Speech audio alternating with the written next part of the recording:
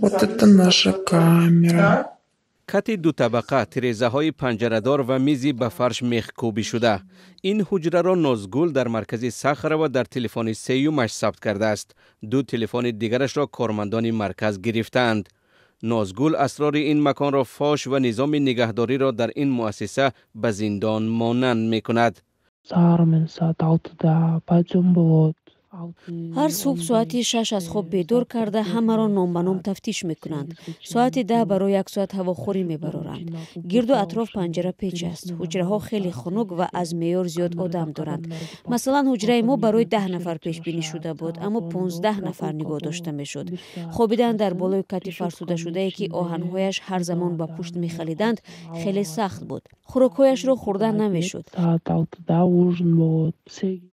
نازگل گفت که در برابر شرایط بد نگهداری مناسبت تحقیرآمیز کارمندان مرکز بودوباش مهاجران را در این مؤسسه طاقت فرسا می کند. در همه سطح‌ها فسادکاری جای دارد. فرضاً اگر می‌خواهی دستاویز را که برایت آوردن پوره بگیری باید 1000 روبل دهی. مردان را بیرحمانه با کلتک ها میزنند.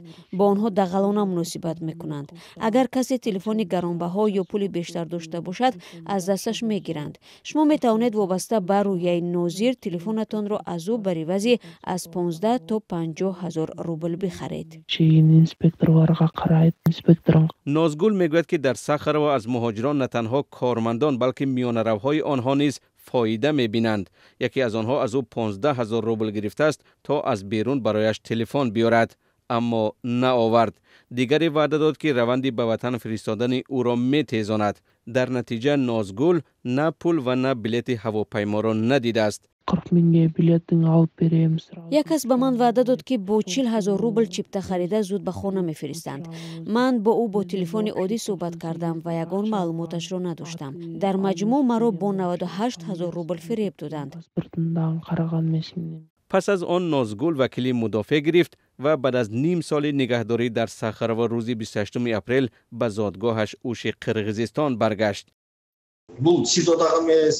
صخره و این سزا و یا بازداشتگاه موقتی نیست. این تنها مکان بازداشت موقتی مهاجران است که با قرار دادگاه باید از کشور اخراج شوند. در اینجا نباید نظام زندان وجود داشته باشد. قبلا نیز بعضی از مهاجران از جای داشتن شکنجه و تحقیر در بازداشتگاه موقتی مهاجران شکایت کرده بودند. ضمناً این مسئله اخیراً در پارلمان قرقیزستان مطرح شد. وکیلان از دیپلمات‌ها خواستند که کار خود را برای حفظ حقوق مهاجران در روسیه پرزور کنند.